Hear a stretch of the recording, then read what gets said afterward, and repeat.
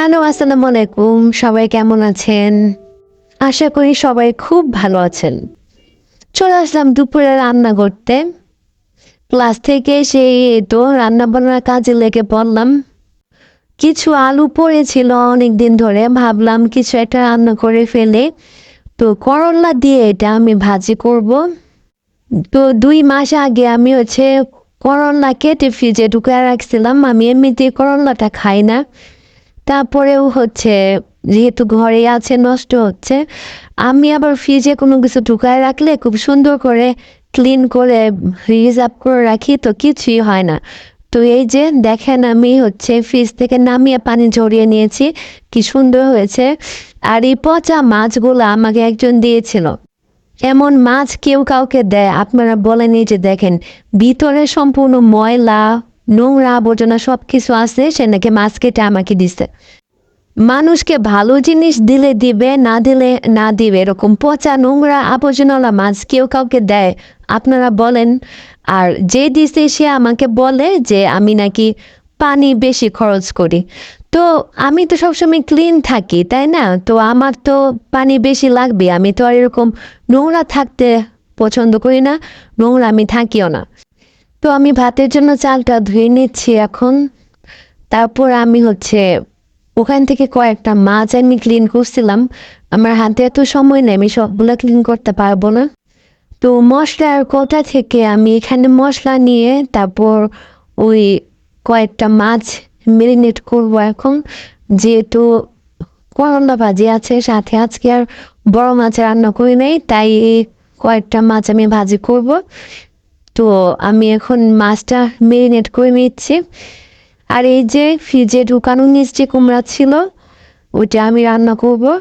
আর এদিকে টেবিলটা নোংরা হয়েছিল, এটা এখন ক্লিন করতেছি সুন্দর করে। ওদিকে আমি রাইস কুকারের ভিতরে ভাত বসাই দিছি। এটা মনে হয় অর্ধেক হয়ে গেছে, এই তো বলক এসে পড়ছে। আর আমার বাসায় এখন গ্যাস নাই, এখনো 2টা বাজার বাকি আছে, এজন্য আমি ইন্ডাকশনে একটু রান্না করে নিব। তো ওটা করলা আলু সিদ্ধ করে তারপর পেঁয়াজ আর শুকনো মরিচ দিয়েছি, কারণ আমার বাসায় কাঁচা মরিচটা শেষ হয়ে গেছে, এজন্য ভাবলাম যে শুকনো মরিচ দিয়ে আজকে করে খাই। কারণ আমার আজকে নিচে নামতে একদমই ইচ্ছাও করতেছিল না, যেহেতু ক্লাস থেকে এসে এমনিতে অনেক টায়ার্ড লাগে। আমার এতই ক্ষুধা লাগছিল যে আমি শুধু করলা ভাজি দিয়ে আগে খেয়ে নিচ্ছি। তারপর গ্যাস আসার পর আমি মাছটা ভাজি করতে আসলাম। এই তো অল্প কিছু মাছ আমি ভাজি করতেছি। তো আমার খাওয়া দাওয়া শেষ হয়ে গেছে। তো যে প্লেট বাটিগুলা মাজার ছিল ওগুলো একটু ধুয়ে নিচ্ছি, কারণ আমি এগুলা মানে যখন এটা তখনই ক্লিন করে ফেলি।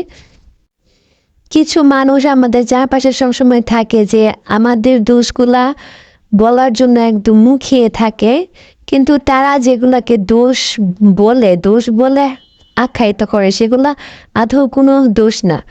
আর তাদের নিজের যে কত দোষ, কত ফল্ট, সেগুলার দিকে তো তারা কোনো ভ্রুক্ষেপই নাই তাদের। তারা শুধু অন্যের পিছনে একদম কাঁঠালের আঠার মতো লেগে থাকে। যাই হোক, আল্লাহ তাদেরকে হেদায়েত করুক। জানি না তারা আদৌ কখনো হেদায়েত হবে কি না। তো এই প্লেট বাটিগুলো ধোয়ার পরে আমি ঘুমাতে যাব। 1-2 ঘন্টা ঘুমাবো, তারপর সন্ধ্যার আগে আগে উঠবো, উঠে একটু চা খাবো, তারপর পড়তে বসবো। তো আপনারা সবাই ভালো থাকবেন, সুস্থ থাকবেন, আর আমার ভিডিওতে একটা লাইক দিবেন।